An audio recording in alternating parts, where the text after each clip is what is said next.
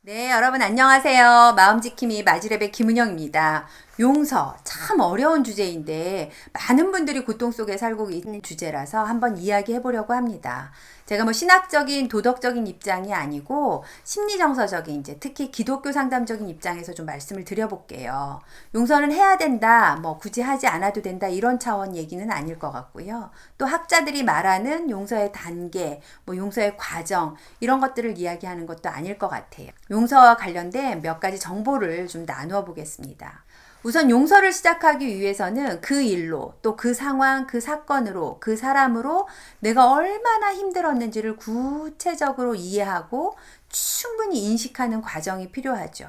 이게 먼저 선행되어야 하는데, 이제 용서해야 돼, 이렇게 당위적인 접근으로 간다면 아주 간과되기 쉬운 주제죠.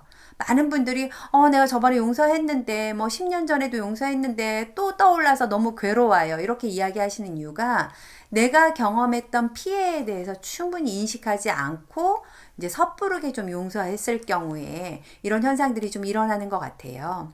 제가 만난 어떤 분이 어머님이 돌아가셨어요.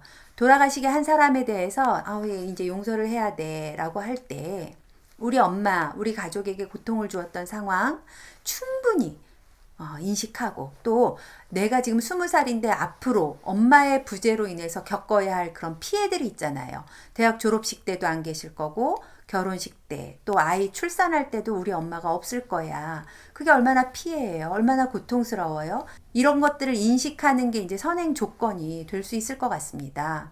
그 다음에 이루어지는 게 용서하기라는 단계가 될 수 있겠습니다. 두 번째는 주변에서 용서해라 이렇게 말하는 게 크게 도움이 되지 않는다는 거예요. 너 자신을 위해서 용서해, 그래야지 네가 편하지, 이런 말들이 도움이 될 것 같지만 학자들은 피해자가 자기 존중감이 결여된 상태에서 행해지는 일종의 강요된 용서는 가짜 용서다라고 말하기도 합니다. 세 번째는 좀 조심스러운 얘기인데요. 가해자가 반성하면 용서하겠어. 이건 너무 공감되는 이야기죠. 가해자가 굉장히 미안해하고 죄를 지었다고 뼈저리게 느끼면서 이제 뭐 회개하거나 반성을 깊이 하면 아무래도 용서가 좀 더 쉽게 일어납니다. 그런데 조금 더 깊이 생각해 보면 가해자가 반성하면 용서하겠다는 말이요, 가해자에게 내 인생이나 내 감정을 일정 부분 맡기는 거가 될 수 있습니다.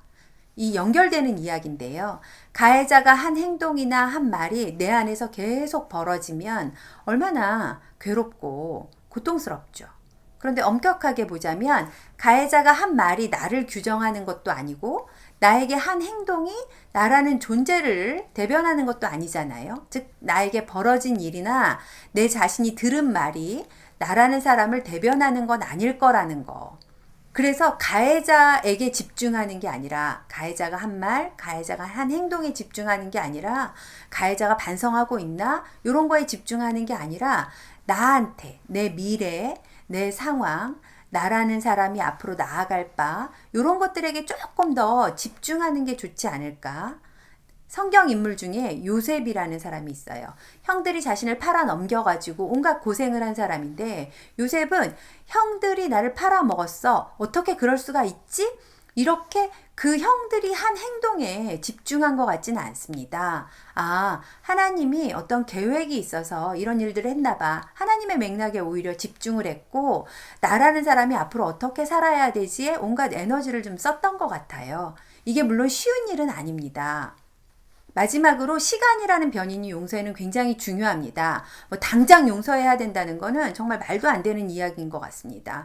용서해야지, 그래 나를 위해서 좀 용서해야지, 이렇게 생각하셨을지라도 그럼 언제까지 하면 좋을까? 이런 시간 요인을 꼭 고려하셨으면 좋겠습니다. 어떤 피해는 하루나 반나절 또는 뭐 일주일 이렇게 지나가면 좀 자연스럽게 용서가 되는 경우도 있지만, 어떤 피해는 뭐 10년, 20년, 30년이 걸릴 수도 있잖아요. 그건 피해자가 느끼는 주관적인 고통일 거기 때문에 누가 함부로 판단하거나 정해줄 수 있는 문제는 아닐 것 같습니다.